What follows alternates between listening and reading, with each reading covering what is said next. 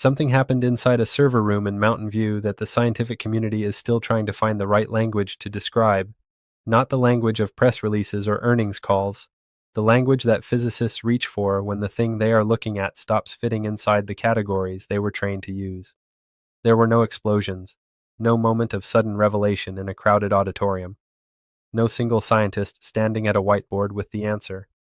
There was just a chip, 105 qubits of superconducting circuitry chilled to temperatures colder than the void between galaxies, doing something that the leading quantum theorists of the last century spent their careers insisting was reserved for God or nature or whatever word you prefer for the force that designed the rules of this universe from the beginning.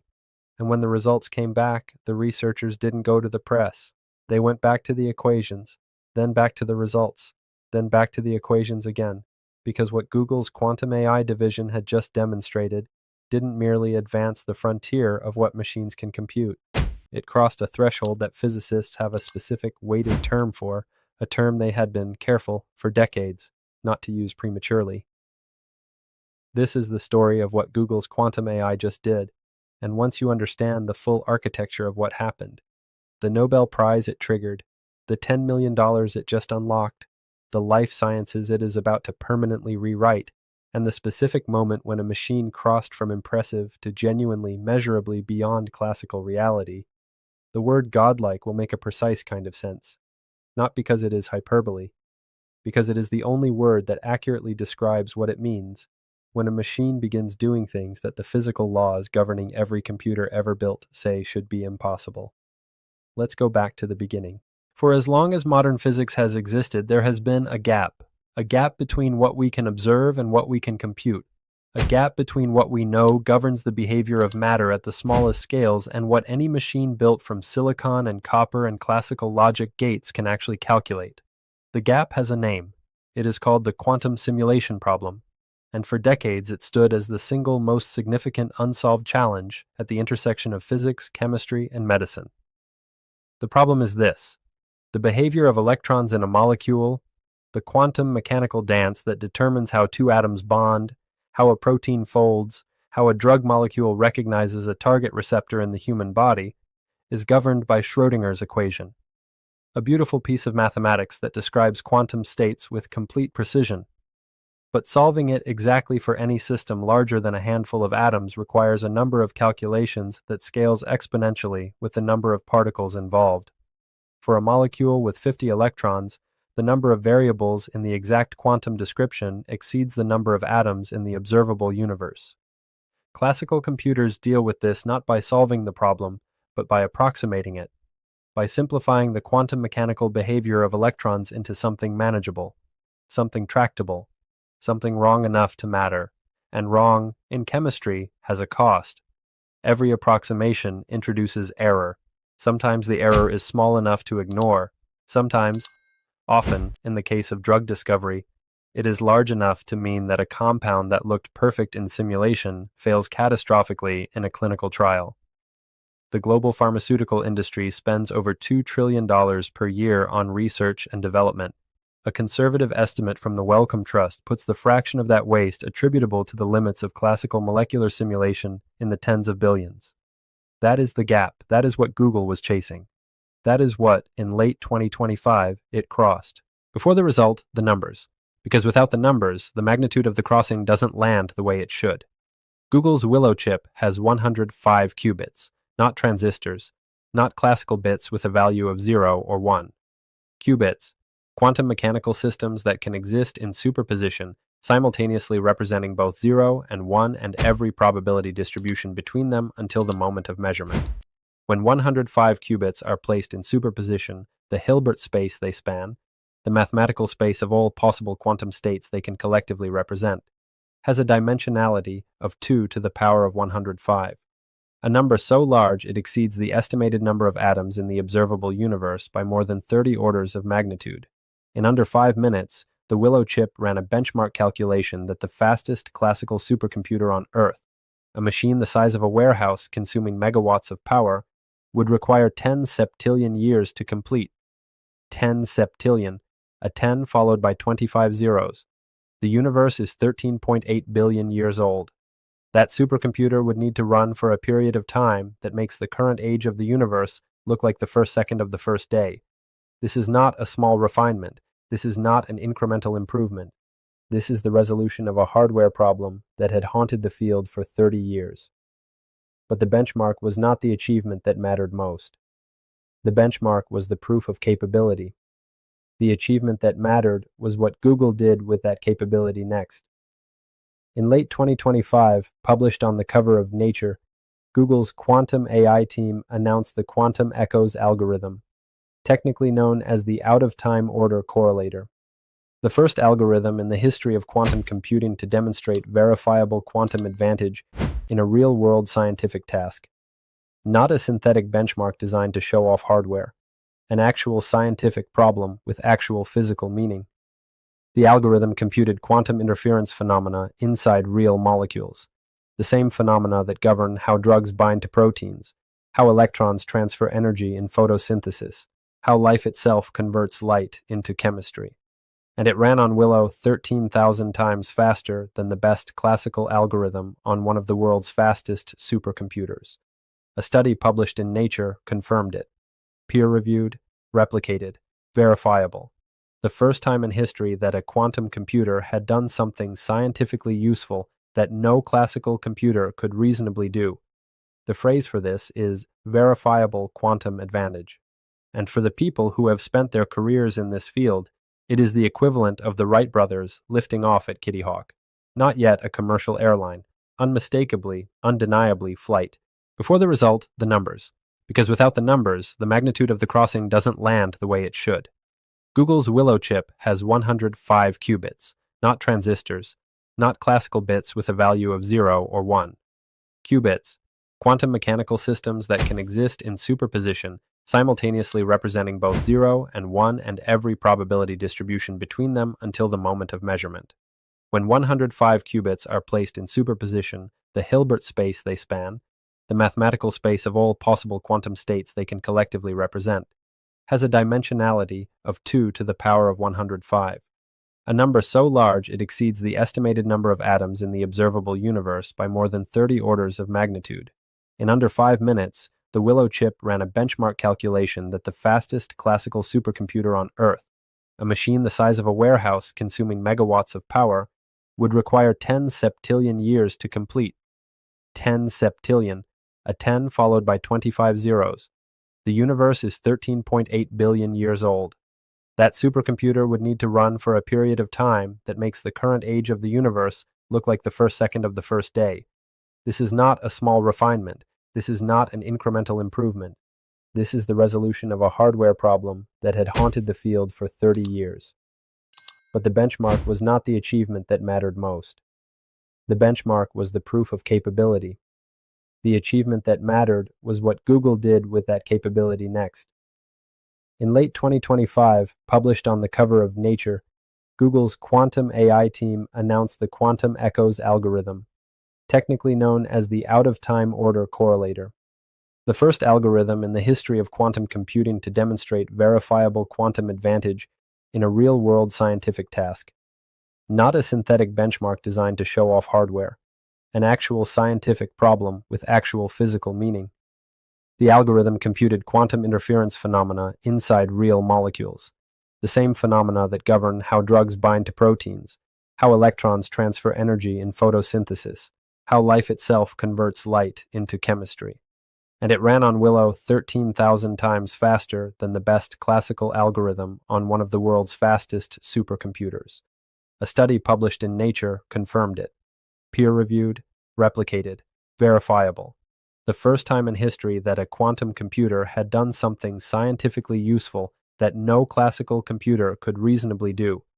The phrase for this is verifiable quantum advantage. And for the people who have spent their careers in this field, it is the equivalent of the Wright brothers lifting off at Kitty Hawk. Not yet a commercial airline, unmistakably, undeniably flight. Now here is where things get philosophically interesting. Because the quantum advantage result, significant as it was, turned out to be only the first chapter in what happened next. When Google's Nobel-winning team, and we need to pause on that for a moment, sat down to describe what they had built and where it was going, They didn't just write about faster calculation, they went somewhere else entirely.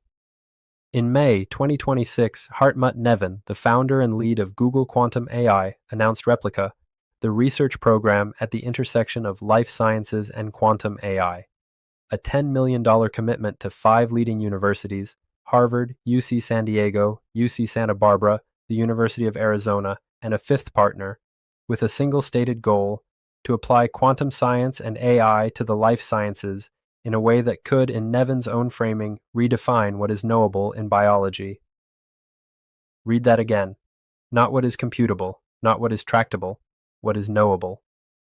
The boundary of human knowledge itself, pushed outward by a machine that operates on the same quantum mechanical rules as the molecules it studies. The reason Neven used that language, and he is not a man given to overstatement, he is the person who coined the term quantum supremacy and then spent years refusing to use it until the evidence justified it, is this. Classical computers study quantum systems from the outside. They approximate, simplify, and model. Quantum computers do not study quantum systems from the outside. They are quantum systems. When a quantum computer simulates a molecule, it is not representing that molecule's behavior with a mathematical approximation. It is instantiating the same quantum mechanical rules inside its own architecture. It is, in the most physically precise sense possible, running the same calculation that nature runs. This is the godlike quality, not omniscience, not omnipotence, the ability to speak the language of the universe from the inside rather than observing it from the outside. For the first time in human history, we have built something that reasons in the native language of reality. To understand what that means in practice, you need to understand what the quantum echoes algorithm actually does, and why what it does reaches far beyond the laboratory where it was built. The algorithm studies something called quantum scrambling. The way information inside a complex quantum system, a molecule, an atom, a chain of interacting particles, appears to spread, disperse, and dissolve into the surrounding environment over time. Classical physics would say the information is lost. Quantum mechanics says it is not. It is encoded in correlations between particles that are so complex, so deeply entangled across the system that no classical instrument can read it. But they are there. The information is conserved. Hidden, but conserved. The quantum echoes algorithm recovers it. It runs the quantum system forward in time, watches the information scramble, and then runs the system backward, reversing the quantum evolution, unscrambling the correlations, recovering the signal. And the signal it recovers is a precise map of the quantum interference structure of the molecule being studied. The analogy Google's researchers offered was striking. They compared the previous state of molecular simulation to sonar. You could detect a shipwreck at the bottom of the ocean, but only as a blurry outline. You could tell something was there. You couldn't read the nameplate. The quantum echoes algorithm doesn't just find the ship. It reads the nameplate. Then it reads every instrument panel on the bridge. Then it maps the arrangement of every rivet in the hull. Consider what that precision unlocks for drug discovery. The process of developing a new drug from initial concept to clinical approval takes, on average, 12 years and costs between $2 and $3 billion. A significant fraction of that time and money is consumed by the gap between what classical simulation predicted and what reality delivered. Compounds that looked like they would bind to a target protein in simulation and didn't. Molecules that appeared to have the right electronic structure to catalyze the desired reaction, and were slightly wrong in ways that classical approximation couldn't see. Quantum simulation, at the level of precision that quantum echoes demonstrated, doesn't approximate those interactions. It models them the way nature models them, with the same quantum mechanical rules, computed in the same quantum mechanical framework, producing a result that does not carry the systematic error that classical approximation introduces by definition. The drug either binds or it doesn't. The simulation knows which. In advance.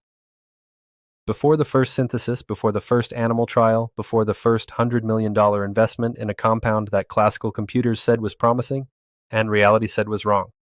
The implications for medicine are not incremental, they are foundational. Diseases that have resisted treatment not because we lacked the biological understanding, but because we lacked the computational capacity to translate that understanding into precise molecular design. Certain cancers, neurological disorders, antibiotic-resistant infections, the class of conditions where the difference between a drug that works and one that doesn't is a matter of quantum mechanical precision at the subatomic level. These are the conditions that the replica program is now aimed at. But there is a second layer to what quantum echoes revealed, a layer that has nothing to do with drug discovery and everything to do with the deepest unsolved problem in theoretical physics. And it is this layer that made Nevin use the phrase redefine what is knowable. The mathematics of quantum scrambling, the information spreading, dispersing, hiding in the entanglement structure of a complex quantum system, is identical to the mathematics of what happens at the event horizon of a black hole. Identical. Not similar. Not analogous. The same equations govern both. This is not a coincidence. It is a deep structural fact about quantum information and the way it behaves under extreme conditions. For 50 years, Stephen Hawking's black hole information paradox has sat unresolved at the intersection of quantum mechanics and general relativity. When matter falls into a black hole, the quantum states of every particle that comprised it, the precise quantum mechanical description of its structure, should by the fundamental principles of quantum mechanics be conserved. Information cannot be destroyed, it can be hidden, it can be scrambled beyond any practical recovery, but it cannot, according to quantum mechanics, cease to exist. Hawking's original calculation said it was destroyed, radiated away as featureless thermal noise with no structure, no encoding, no information content, a direct contradiction of quantum mechanics. The paradox has been the central unresolved fault line in theoretical physics since 1975. The quantum echoes algorithm, in studying how quantum information scrambles and can be recovered in a controllable laboratory system, is performing the first physical experiments that speak directly to the mathematical territory of the black hole paradox. Not solving it, not claiming to solve it, but for the first time running experiments on a physical system governed by the same equations that govern the event horizon, generating data that theorists working on black hole physics can use, building empirical ground under a debate that has, until now, been conducted entirely in the abstract. What does it mean that the same machine used to model drug interactions is simultaneously probing the physics of black hole information? It means that the quantum echoes algorithm is not a narrow tool designed for one application. It is a method for studying quantum systems that happens to be relevant everywhere quantum mechanics is relevant, which is everywhere. What Google's quantum AI team does not say, and is careful not to say, is that this is finished, that the problem is solved, that the godlike quality of what they have built is complete and permanent and ready for deployment. The Willow chip has 105 qubits, the fully fault-tolerant quantum computer that would be needed for the most complex molecular simulations, for the precise modeling of the largest drug target proteins, for the physical experiments that would fully resolve the black hole information paradox, would require millions of physical qubits working together to form a smaller number of logical qubits with error rates low enough to sustain arbitrarily long calculations. Getting from 105 to millions is not a scaling problem. It is an engineering problem of a kind that has never been solved before. Refrigeration systems, fabrication tolerances, control electronics, software architectures, quantum error correction codes of sufficient sophistication to protect calculation from the inevitable noise of the physical world. Each of these represents a decade-scale engineering challenge on its own. But here is what has changed, in a way that cannot be undone. For 30 years, the honest answer to the question of when quantum computers would be useful was, we don't know. The error rate scaling problem meant every step forward in qubit count was accompanied by a step backward in reliability. The timeline for fault-tolerant quantum computing expanded and contracted like a bellows through 3 decades of progress and disappointment. Now there is a result, peer-reviewed, published in Nature, replicated. The first demonstration that adding qubits improves reliability rather than undermining it. The first algorithm to cross the threshold of verifiable quantum advantage in a scientifically meaningful task.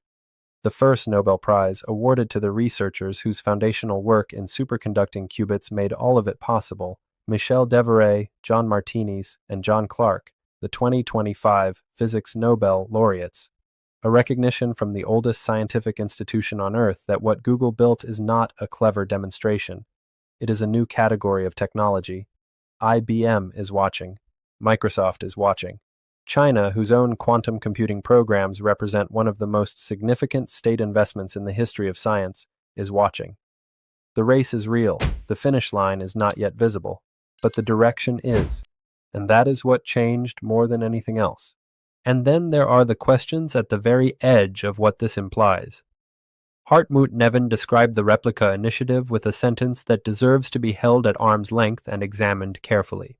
He said, "Life may have evolved to exploit quantum mechanics in ways we are only beginning to understand. This is not a casual observation. There is a growing body of evidence. In photosynthesis, in enzyme catalysis, in avian navigation, in the mechanism by which certain birds orient themselves to the Earth's magnetic field. That biological systems do not merely operate in the presence of quantum effects. They harness them. They exploit quantum coherence, quantum tunneling, quantum entanglement as functional components of their operation. Evolution, given 4 billion years of iterative experimentation, found the quantum mechanical layer of reality and built it into the machinery of life. If that is true, and the evidence is not yet conclusive but it is real, published, and accumulating, then quantum simulation is not merely a better way to model biology. It is the only way to model the parts of biology that matter most, the parts that classical computation misses by design, because classical computation cannot represent the quantum mechanical processes it is approximating. Replica is aimed at exactly this territory, at the intersection where quantum computing, quantum sensing, quantum-enhanced AI, and molecular biology converge, at the question of whether the molecular processes that govern disease, that govern the efficacy of drugs, that govern the most fundamental operations of living cells are quantum mechanical in a way that requires quantum tools to study. If the answer is yes, and Google is betting $10 million in the work of 5 research universities that it is, then what was announced in Mountain View represents something that goes beyond a faster computer. It represents a change in our relationship with the deepest layer of physical reality. So we return at last to the word, godlike. The honest answer to what Google's quantum AI has discovered is this: not omniscience, and not omnipotence, and not the ability to rewrite the laws of physics, but the ability, for the first time, to compute in the same language that physics uses, to ask questions about the behavior of electrons and proteins and quantum information not from the outside, armed with approximations and simplifications and the accumulated hacks of 70 years of classical computational chemistry, but from the inside, as a participant, in the native language of the thing being studied.